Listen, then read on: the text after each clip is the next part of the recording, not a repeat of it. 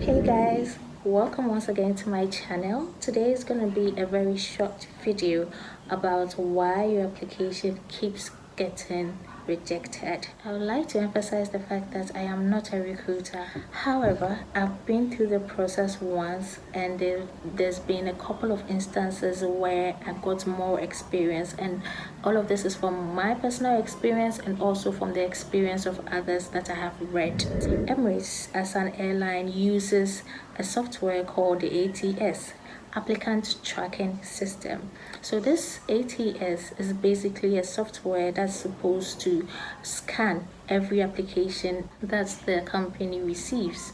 And so first of all, when you're applying online, you have to make sure that every single space that has a red asterisk is filled. You fill those places.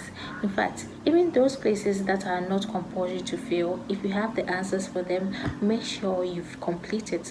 I realized that one time I had submitted my application and I thought everything was fine, and then suddenly one day I decided to press on the access profile that comes after you've logged in into your account, and then I realized that I had so much to fill that did not show up the first time that I was applying. So after you've sent your application, make sure that you go back to check if every single detail is filled. Inside your application, you have to make sure that you fill in all of your work experience. The work experience are supposed to be in your CV as well. However, it doesn't matter whether or not they're in your CV. Make sure you type them out inside the online application as well. Don't be lazy. Put the title of your job, the title you have at your job, put your duties down, and what company you work for as well. Make sure all of these details are filled. Inside these details, you have to make sure that there are some keywords, because the ATS is not a human being. It is searching for certain keywords that make a candidate stand out.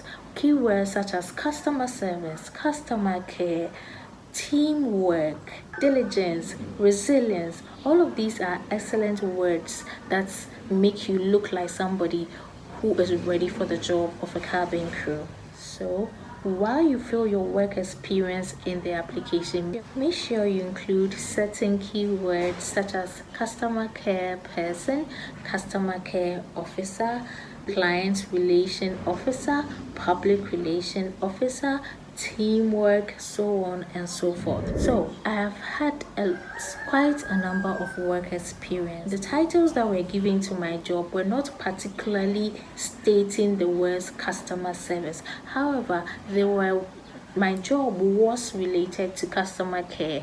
For instance, when I was doing my internship at the Environmental Protection Agency, I was put in the complaints department. And so yes, I had to deal with people, receive phone calls and all of that. All of that is customer care job.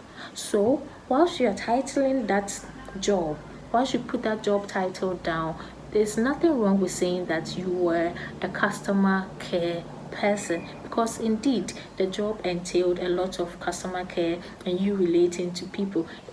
I'm not telling you to lie on your CV or on your application. Just make sure that you relate your work experience to things that have to do with customer care, because the truth of the matter is that Emirates is looking for people who know how to relate to other people from different backgrounds, different languages, so on and so forth. So in your application, after you've done that, you also have to put these details in your actual CV.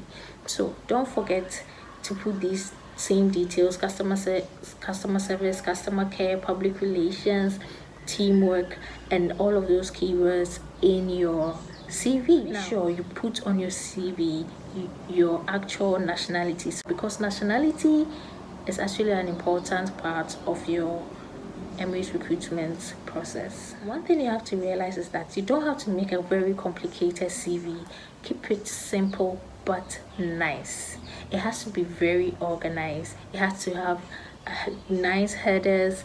The important words have to be highlighted and boldened. It doesn't have to have too many pages. And another thing that will set you apart if you write a motivational letter in the CV. It gives the recruiter an idea of who you are and your experience as a human being in general, because we are not robots. It shows that you have emotions. So a motivational letter should tell a little bit of your journey, what you've learned growing up and what you've learned from your work experience.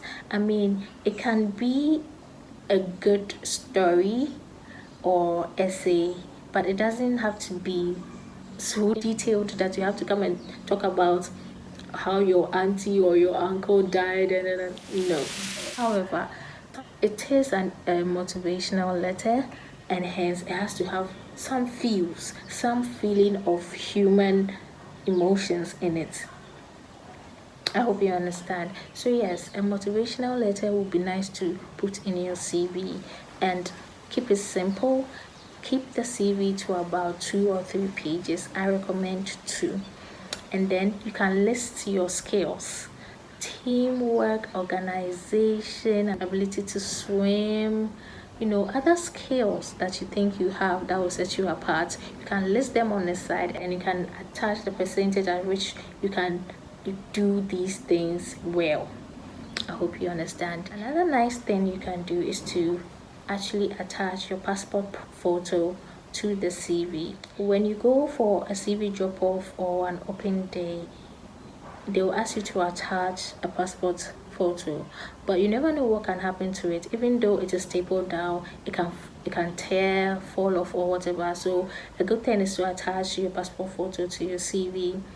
You can put in some colors to make your CV more attractive, but don't put on rainbow colors, because nobody wants to see a child's artwork.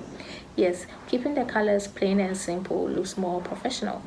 I'm sure there's more that you could learn about making your CV and your application stand out. However, these are the things I can say to help you. I hope you do your own research online, and I wish you all the best and success in your pursuit of becoming Emirates cabin crew. Thanks for watching. Bye.